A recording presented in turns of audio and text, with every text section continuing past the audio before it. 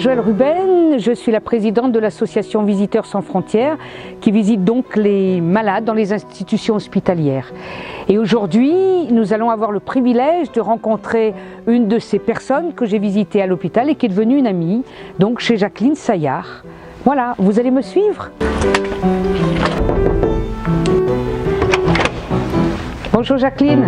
Bonjour Joëlle. Allez, je te fais la bise. Oui.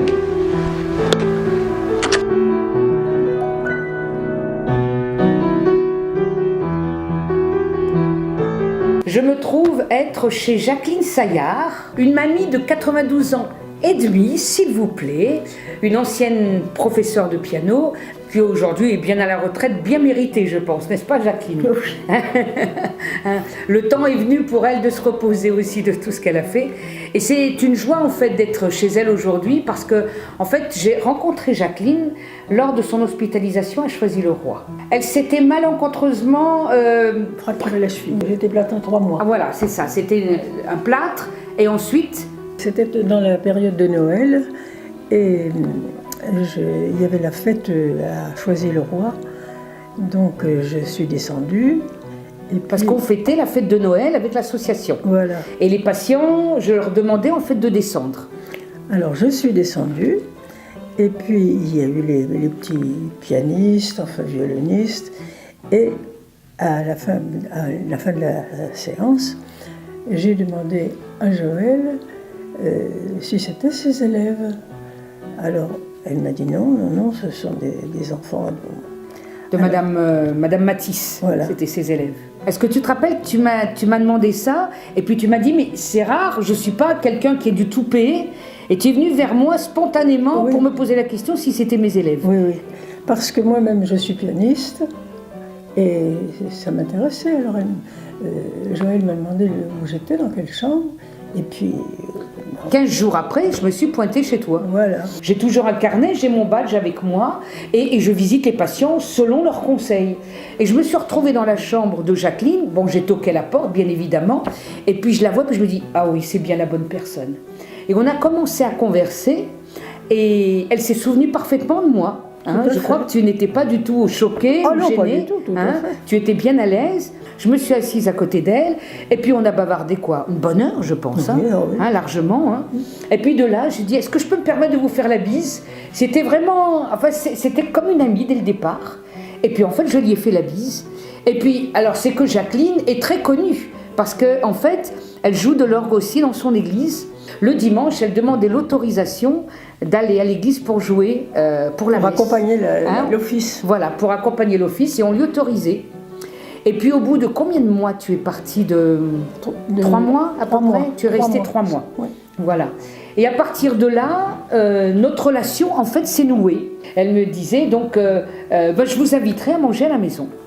Et puis un jour je suis venue. Et puis voilà que je me suis retrouvée moi-même dans une situation un peu délicate.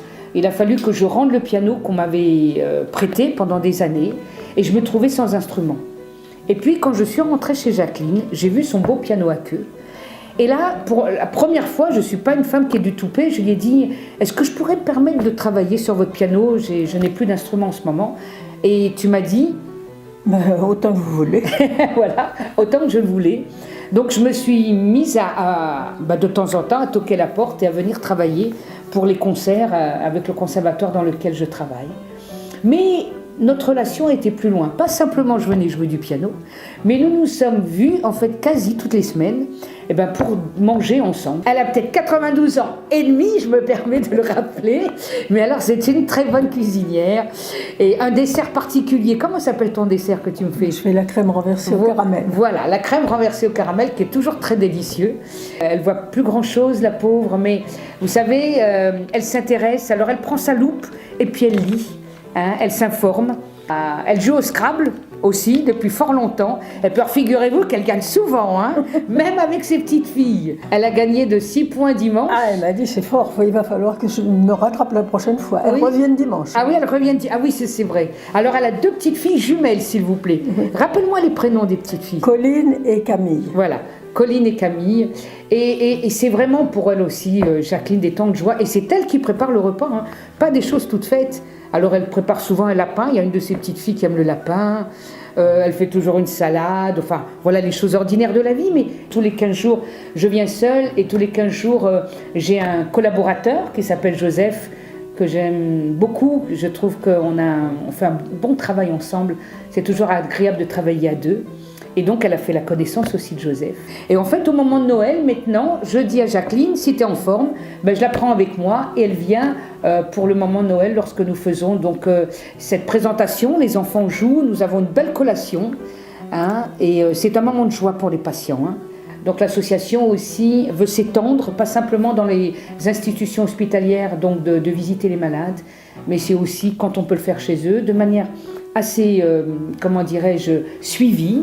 Et plus que cela, parce que ça je ne vous ai pas dit, c'est encore une petite surprise, en fait quand je vais faire mes courses, je fais aussi les courses pour Jacqueline. Et enfin des petites choses aussi du quotidien. Il y a 1 an et demi, 2 ans, en fait, avec un pot de confiture, vous allez voir, hein, c'est pas banal. Un voisin a dû l'ouvrir parce qu'elle n'y arrivait pas. Il a cassé le pot et un bout de verre donc est tombé dans son doigt. Ça peut vous paraître banal, mais voilà que ça s'est envenimé, figurez-vous.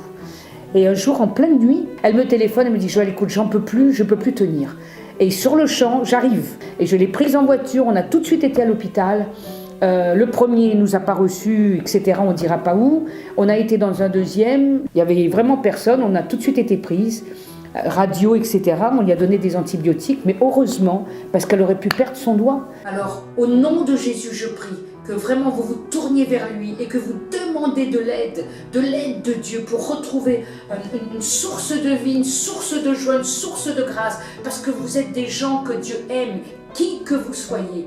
Qui que vous soyez aujourd'hui, Dieu veut vous faire du bien. Que Dieu vous bénisse. Dans le nom de Jésus.